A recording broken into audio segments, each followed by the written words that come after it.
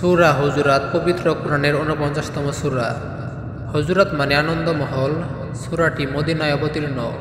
এর ২ রুকু ১৮ আয়াত। এই সূরার ৩ অংশ। ১. রাসূলের সঙ্গে বিশ্বাসীদের ব্যবহার। ২. মুমিনদের বৈশিষ্ট্য এবং ৩.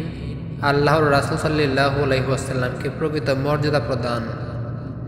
সূরাটির প্রথম অংশে রাসূলের প্রতি মুমিনদের আচরণ কেমন হওয়া উচিত এবং না করলে তার দুর্ভাগ্যজনক পরিণামের বর্ণনা করা হয়েছে।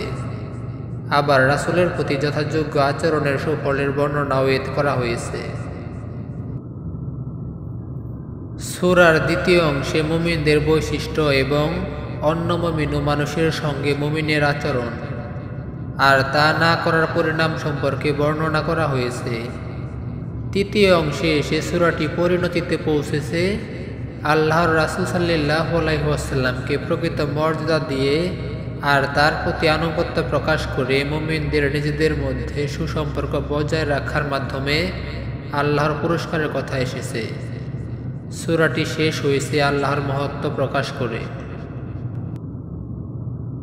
এই সূরায় অসত্য, মিথ্যা, সন্দেহ, উদ্বেগকারী, গুজব বা শত্রুতার সৃষ্টি হয় এমন কিছুর প্রচার থেকে বিরত থাকতে বলা হয়েছে। সংবাদ যাচাই না করে গুজব ছড়ানো ভয়ঙ্কর পাপ।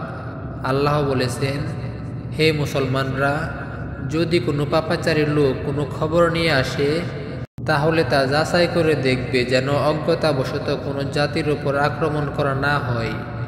এমন কাজ করলে তোমাদের নিজেদের কার্যকলাপ সম্পর্কে অনুতাপ করতে হবে। রাসূল সাল্লাল্লাহু আলাইহি ওয়াসাল্লাম বলেছেন, সব শোনা কথা যাচাই বাছাই করা ছাড়া বলা কোনো ব্যক্তির মিথ্যাবাদী হওয়ার জন্য যথেষ্ট। আল্লাহ সূরা হুজুরাতে সামাজিক সম্প্রীতি নষ্ট করে বা সমাজ জীবনে বিপর্যয় সৃষ্টি করে এমন কিছু করা থেকে বিরত থাকার নির্দেশ দিয়েছেন, যেমন উপহাস করা, খোঁটা দেওয়া, মন্দ নামে ডাকা, অনুমান করা, দোষ অনুসন্ধান, কুৎসা করা।